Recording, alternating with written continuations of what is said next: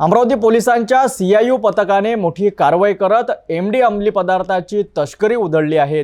गुप्त माहितीच्या आधारे पोलिसांनी एका व्यक्तीला रंगेहात पकडले असून त्यांच्याकडून लाखो रुपयाचा मुद्देमाल जप्त केला आहे। सोमवार 2 जून 2025 रोजी अमरावतीचे पोलीस आयुक्त यांच्या आदेशानुसार आयुक्तालयाच्या हद्दीत अंमली पदार्थांची विक्री करणाऱ्यांवर पाळत ठेवण्यासाठी सीआययू पथकाचे जवान पेट्रोलिंग करीत होते। याच दरम्यान एक गुप्त बातमीदाराकडून खात्रीशीर माहिती मिळाली की उमेश महादेवराव मेश्राम वय वर्ष 49 राहणार मिलचाड नवी वस्ती बडनेरा अमरावती हा एमडी नावाच्या अंमली पदार्थाच्या पुड्या घेऊन होंडा ॲक्टिवा क्रमांक MH27 DM 3996 या ग्रे रंगाच्या दुचाकीवरून दस्तूर नगरकडून बियाणी चौकाकडे अमरावती शहरात विक्रीसाठी येणार आहे। मिळालेल्या माहितीच्या आधारे पोलिसांनी तातडीने घटनास्थळी सापळा रचला। संशयित उमेश मेश्राम याला ताब्यात घेण्यात आले। त्याची अंगझडती घेतली असता त्याच्या पॅन्टच्या खिशात एक पारदर्शक प्लास्टिकची छोटी पिशवी सापडली।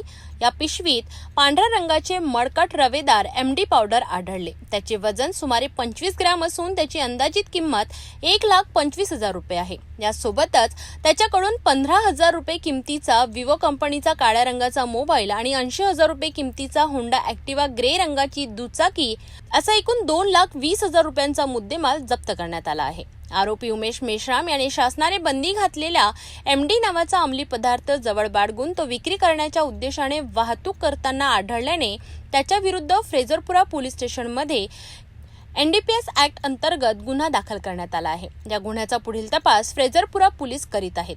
ही यशस्वी कारवाई पोलीस आयुक्त अरविंद चावरिया, पोलीस उपायुक्त गुन्हे शाखा कल्पना बारवकर, पोलीस उपायुक्त परिमंडल 1 सागर पाटील आणि सहाय्यक पोलीस आयुक्त फ्रेझरपुरा कैलास पुंडकर यांच्या मार्गदर्शनाखाली क्रिमिनल इंटेलिजन्स युनिटमधील प्रभारी सहाय्यक पोलीस निरीक्षक महेंद्र इंगळे, पोलीस हवालदार सुनील लासूरकर, जहीर शेख, नायक पोलीस शिपाई अतुल संभे, पोलीस शिपाई राहुल ढेंगेकर, विनोद काटकर आणि सुधीर गुडदे यांनी केली आहे।